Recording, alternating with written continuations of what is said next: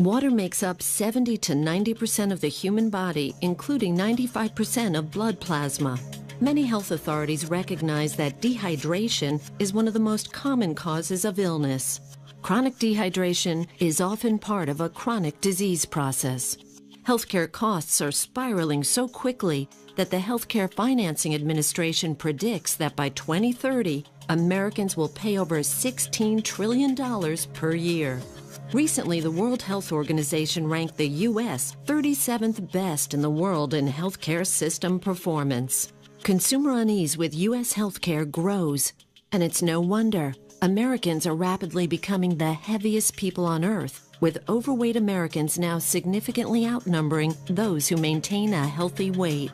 Enagic Incorporated, a Japanese company founded in 1974, is trying to make sure that you don't end up being one of these statistics. Enagic has a technology that turns ordinary tap water into Kangen water. Enagic's flagship product is the Leveluck SD501.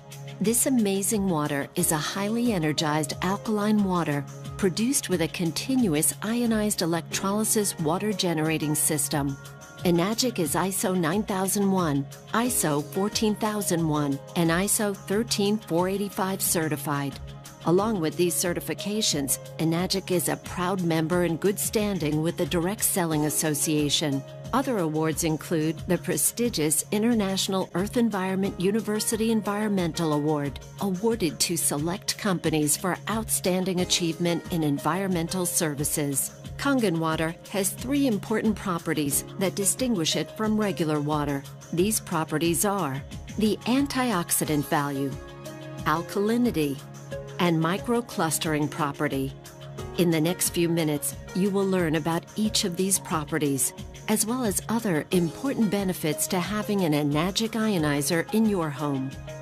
Oxidation is the rust on a pipe or the breakdown that occurs when you cut an apple and it turns brown.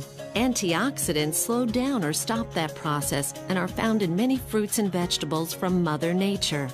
The Japanese call this Kangen water. Kangen translates to return to origin. This antioxidant property of Kangen water can be measured with an ORP meter. This digital meter measures the oxidation reduction potential. A positive reading means it is oxidizing, whereas a negative reading means it is not oxidizing or an antioxidant. Let's look at the ORP values of some of the most popular beverages on the market today and compare them along with Kangen water. Go ahead and clean that off now. And when we get our first one, let's go ahead and see what that reading is right there. We've got about a positive 363. We'll go ahead and go into the next one here. Let's get that all cleaned off. I'll bring that right there. And let's see, what are we getting there for a reading? A positive, what, 292, pretty good, 296. I think we're going to go over 300. So we'll go ahead and we'll go to the next one there. Now remember, these are positive numbers. We're looking for a negative number. So this means that all of these are actually oxidizing substances to our bodies. So we'll go ahead and we'll go in here to the vitamin water. And we've got what? A positive 214. Go ahead and put that back in the clean water. Now we'll get over here into the Dasani and we'll see where the Dasani registers. Now the Dasani is a positive 100, 168, 172. As you can see, it's continuing to climb. We're going to be over 200 here in a moment. That's going to continue to go up. We'll go ahead and just clean that one off. And we'll come back here and we'll check the Aquafina. The Aquafina, we've got a positive, look, it looks like about 150 thus far. It's going to keep on going. We're up to about 180. And I think as we sit and watch it, it's going to be the same as the Dasani. It'll continue to climb to over 200. We'll go ahead and bring this over. In fact, I'm going to skip and come right over to the tap water. And we'll come back and do our Kangen water. Now the tap water has a positive 300, what is that number now? 325, 334, over 350. I think we'll find that'll continue to climb to well over 400. And as we sit and watch that go, I think you're going to see that it will. So we'll go ahead and we'll move on to the next. We're going to come back now and let's see what the Kangen water, the 9.5. We'll go ahead and put this in here. Now what we're looking for here is a negative number, and I think you can see right now we are at a minus 349, minus 350. You know, we're riding right around the 349, 350. So minus 350, that is a huge change. Enagic ionizers producing Kangen water had the only beverage with a negative reading and the only one with a powerful antioxidant property. In its natural, healthy state, the human body is slightly alkaline. The majority of beverages being consumed today are acidic. To help yourself maintain alkalinity, you should drink less beverages that are acidic like soda and bottled water, and more beverages that are alkaline. Kangen water is your best choice. Let's look at the next property, the alkalinity. Let's go ahead and test the pH of each of these drinks. Now the pH is done where we use actually pH test drops. And these test drops are actually the same drops that you would use to test the pH in a pool. And we're just going to put 4 drops into each of these glasses. Now the pH scale ranges from 0 to 14. And what you want is you want to be on the high side. You want to be as high as you can get. You don't want to be on the low side. So we're going to go ahead here. We're going to stir these up. We're going to stir up this first one here, the Sprite. And you can see on the, basically on the low side of the pH scale, you've got very, very, an orangish color, which is what you don't want. You get into here to the vitamin water. I thought vitamin water was supposed to be good for you. Well, it's got a very low pH to it. We get in here to the reverse osmosis waters. This surprises a lot of people when they actually see this reverse osmosis water. You go to the store and you buy these bottles and you think that it's really good for you, but yet you can see it just doesn't have that much of a pH value. Now this last glass, this is the tap water. Now this tap water here is, it's blue. And some people get excited about that because actually the pH value of this compared to all these other drinks is much better. Much better. But what they don't tell you is that the federal government mandates that tap water be at least 7.0 in pH. And so because of that, they use various chemicals, lyes, and anything they have to put into that water to get it to go to here. In fact, a lot of times when you filter this water, you will actually see that the pH values come back to this range once some of those chemicals are filtered out. So let's see what happens when we actually take some of our 9.5 water here and we just mix a little bit of it right in. Look what we just did to that tap water. We changed that tap water and we took it from an acidic, or actually it was a somewhat neutral state, to a very alkaline state. We're going to do the same thing over here to the Aquafina, and it very quickly turns purple. You can see that. Here we go again.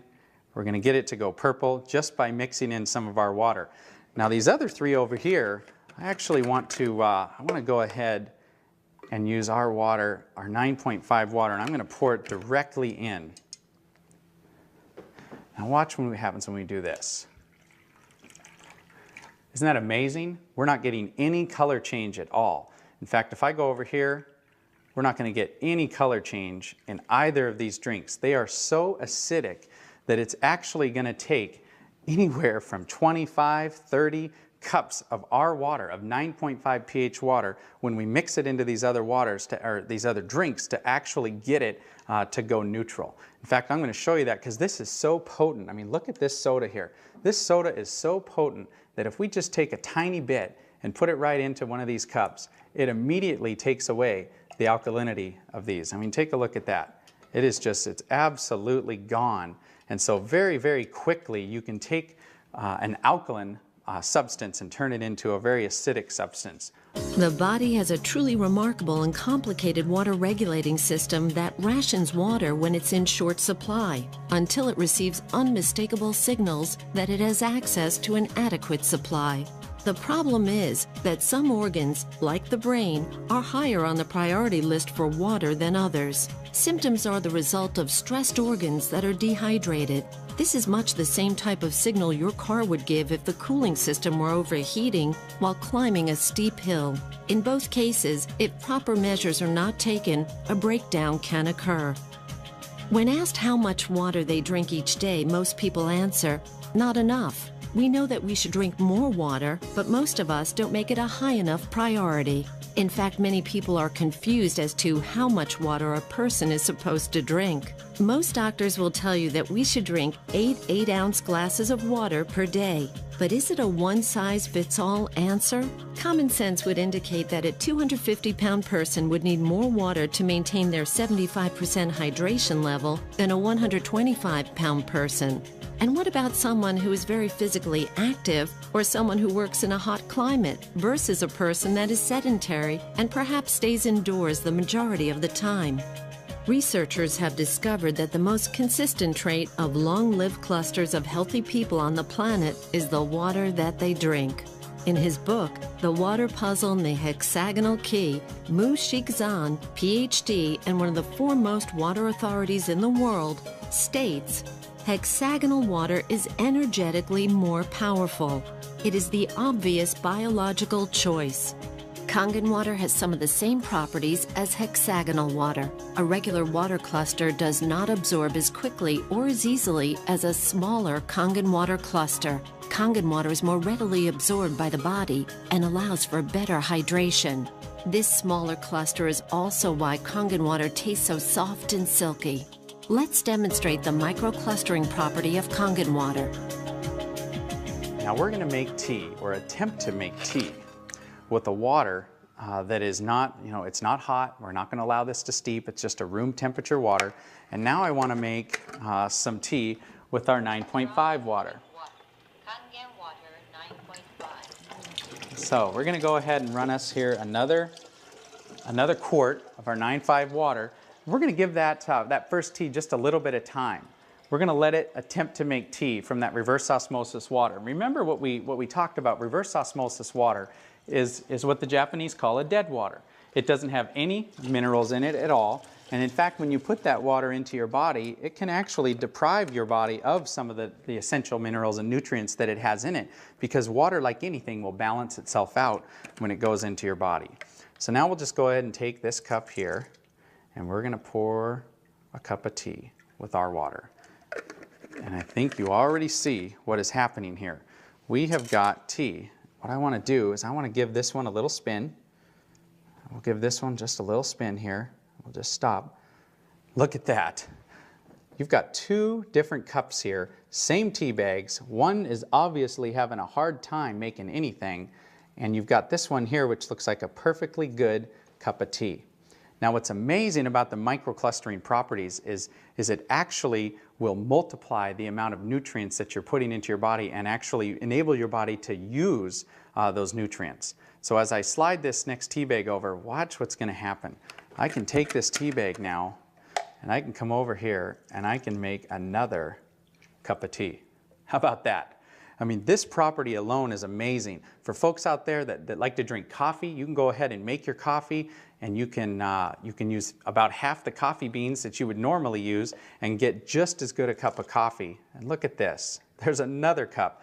I think we could go on here and make anywhere from 15, 20, 25 cups of tea off of one tea bag. And there's actually nothing wrong with this at all. This is a fantastic tea, and it tastes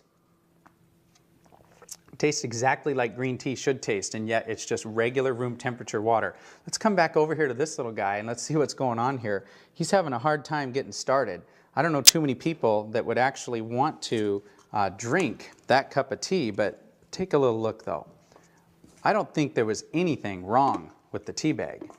The problem was the water. Many healthcare experts now recommend that you drink a minimum of 1/2 of your total body weight in ounces of water each day.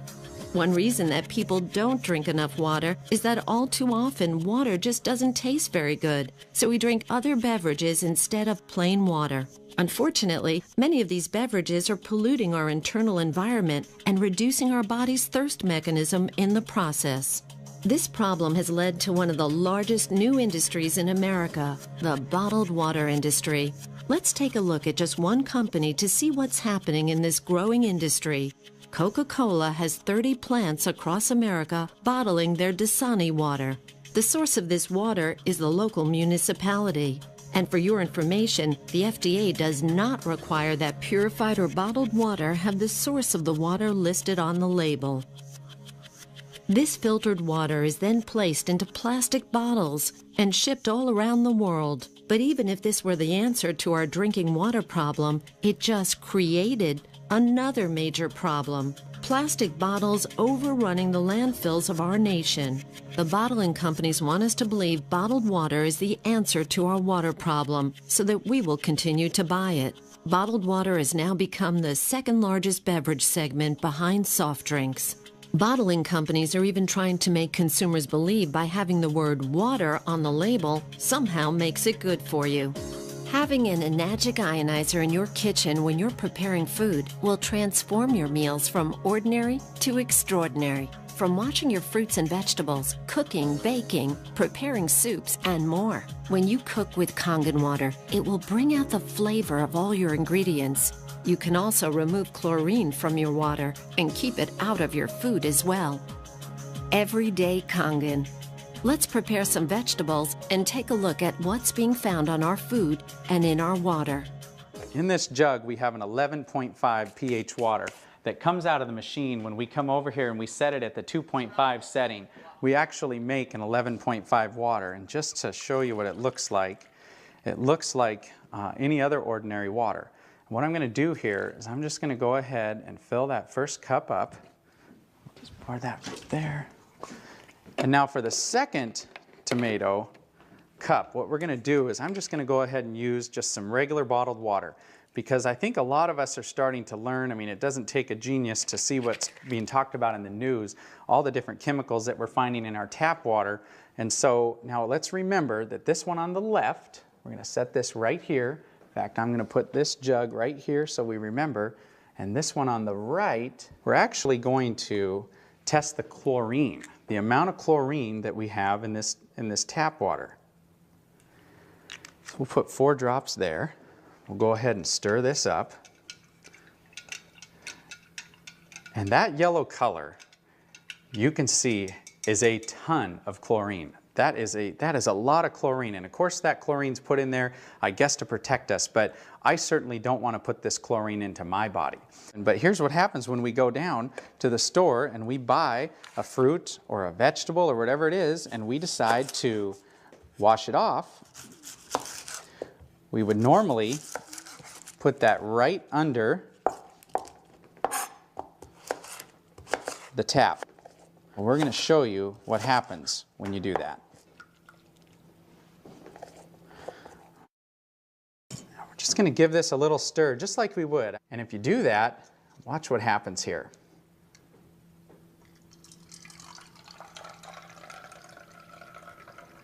As we pour this out, take a look. What happened to that yellow chlorinated color? You know what happened. It's gone. The reason it's gone is it absorbed right into the onions, which now, of course, we're going to eat. I just put more chlorine drops in there to see how much chlorine's left in that water, and there's none. So let's go back now to these tomatoes and let's see what's happened. Get a couple more glasses here, and let's go ahead and take a little look here. This is what the Dasani. Reverse osmosis water is in a lot of homes. People have these filter systems that are built right in, and basically they do it because they think that that water is very, very good for you. Now, what did we wash off of these tomatoes with that water? I think you can tell it doesn't look like much. That looks like regular old clean water. We'll come over here. Now let's see what we washed off of this first set of tomatoes. Look at that water. That yellow color right there represents the pollutants that we actually have that are on those tomatoes. Typically, you would actually eat these, and if you were to taste the difference between the two, you will not want to eat these tomatoes. I think everybody knows that as you mix water and oil, they don't mix. Just like we've been taught in school, everything we've ever been taught, that's exactly what happens is they don't mix. The oil just floats right to the top. Well, what's pretty amazing about our water is that you've got, we'll take some more of this 11.5 water. This water has cleaning powers that are so amazing that you can actually, when it comes to cleaning those tomatoes, as we saw, it took everything off of those tomatoes. Most of the herbicides and pesticides today are oil-based. So anything that they're putting onto our foods, they make it oil-based so it doesn't wash off when it rains. It makes sense. But when we take our 11.5 water now and we actually pour this into olive oil, look what just happened. That is completely emulsified right in the cup.